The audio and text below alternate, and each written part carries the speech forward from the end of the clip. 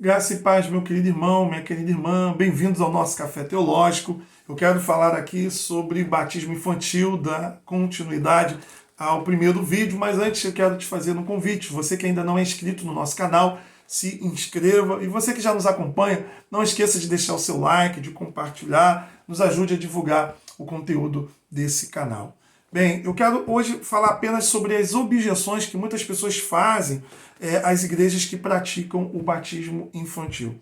E uma das mais clássicas, né, que nós podemos aqui colocar no topo, né, número 1, é a questão de que a criança ela não tem pecado. Bem, esse é um argumento um tanto frágil, porque a Bíblia nos fala que criança tem pecado, ela já nasce com o chamado pecado original. Lá no Salmo de número 51, no verso 5, quero aqui fazer a leitura, você vai ver que Davi, ele confessa, né, que nasceu em iniquidade, que em pecado a sua mãe lhe concebeu. No Salmo 58, também no verso 3, vai dizer assim: desviam-se os ímpios desde a sua concepção, nasce e já se desencaminham.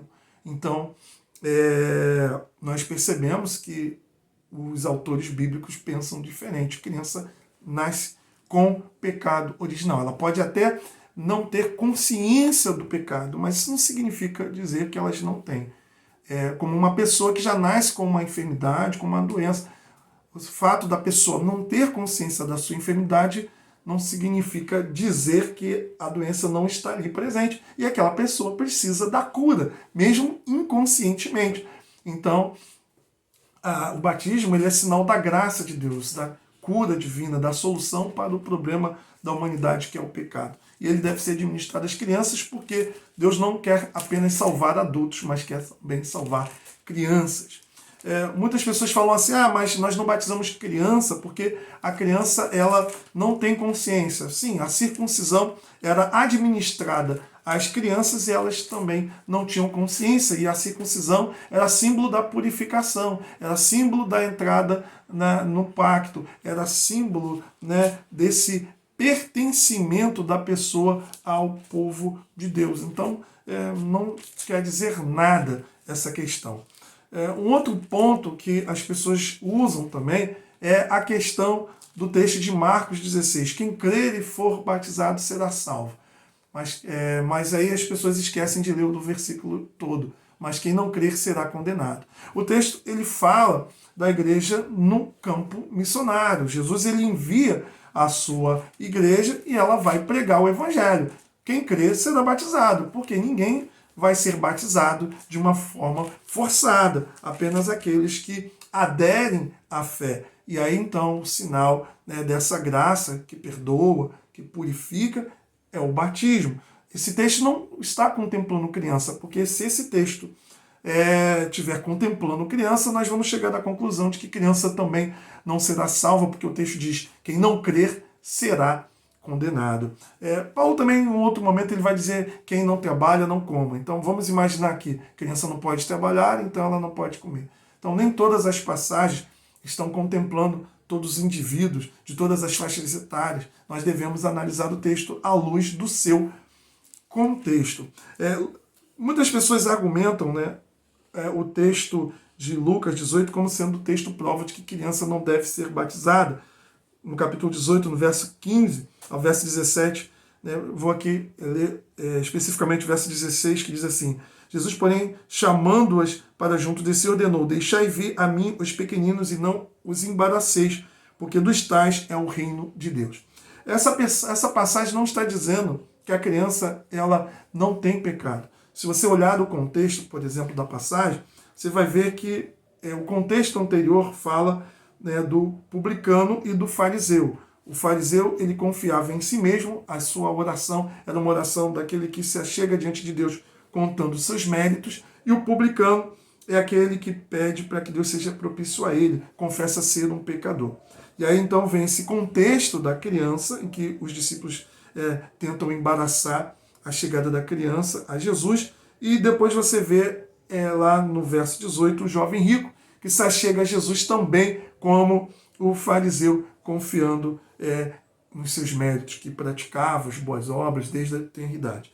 O que, na verdade, Jesus quer mostrar é que o reino dos céus, ele tem a ver com aquelas pessoas que recebem como uma criança, ou seja, a criança, ela não trabalha, nada ela faz para receber aquilo que ela recebe dos pais. Ela é totalmente dependente, ela confia na mãe, no pai, para toda a sua necessidade. Então é nesse sentido que aqueles que recebem o reino de Deus como uma criança, ou seja, completamente aberta, completamente entregue, completamente confiante, é aquele que realmente experimenta essa graça salvadora de Deus. Não tem a ver com pureza da criança, mas tem a ver com a forma como a criança recebe, o que ela não tem nada para oferecer, mas ela tão somente descansa na provisão dos seus pais. Outra objeção que geralmente as pessoas fazem é que não existe nenhum texto claro que fala de batismo de crianças, né, no Novo Testamento. Também não há nenhum texto claro que fala de que mulheres participaram da ceia.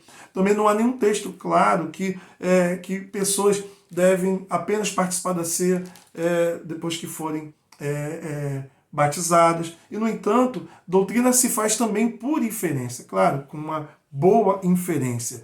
Nós encontramos, por exemplo, inferências acerca de casas sendo batizadas e partindo do princípio, do contexto daquela época, que o pater família, o chefe da casa, era aquele que não apenas era o provedor material da família, mas também até mesmo da religião, da fé, era comum naquela sociedade. Né? Não, quando o pai se convertia, toda a casa, todos os que estão debaixo da dependência desse pai, também eram inseridos na religião. Assim acontecia também no Antigo Testamento. Eu e minha casa serviremos ao Senhor. Então Josué fala como chefe da casa.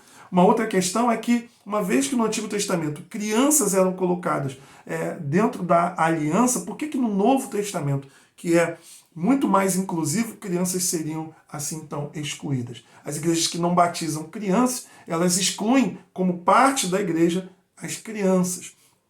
Uma outra questão que nós podemos aqui levantar ou pensar é a questão que muitas pessoas alegam que Jesus foi batizado apenas com 30 anos de idade. Bom, né? Jesus não poderia ser batizado como cristão, eu já falei isso no vídeo anterior, porque não havia batismo cristão. O batismo de João não é o batismo cristão. O batismo cristão ele foi introduzido, né, na igreja apenas a partir da ressurreição. Cristo ressuscitou, ele ordenou que os discípulos batizassem todas as nações e depois de Pentecostes foi isso que aconteceu. Uma outra questão também interessante é que os judeus eles praticavam o batismo de prosélitos no primeiro século, ou seja, aquelas pessoas que eram gentílicas e elas se convertiam ao judaísmo. E no batismo de prosélitos, crianças eram batizadas juntamente com seus pais. É bem interessante isso. As crianças, juntamente com seus pais, elas passavam por uma lavagem de purificação.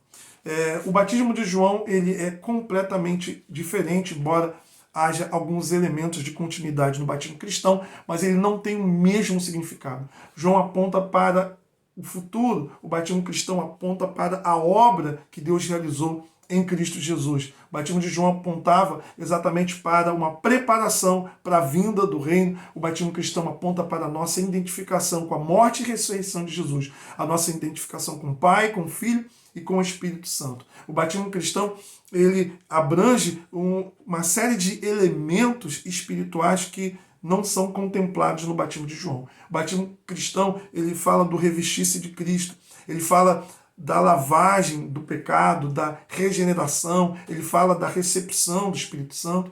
O batismo cristão é o lado externo do batismo com o Espírito Santo, que é essa ação interna do Espírito Santo no coração. Portanto, completamente diferente, tanto é que Paulo ele vai batizar todos os discípulos de João no capítulo 19 de Atos. E não era um rebatismo, porque em Efésios Paulo vai dizer que há um só batismo, então o batismo que ele vai ministrar sobre os discípulos de João em Éfeso é o batismo cristão.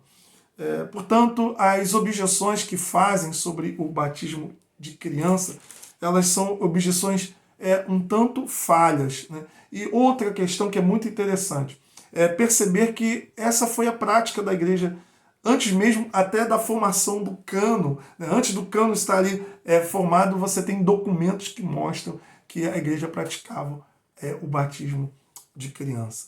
Portanto, espero de alguma maneira ter assim respondido algumas objeções dentro da nossa perspectiva reformada do porquê batizamos as crianças, filhos de crentes.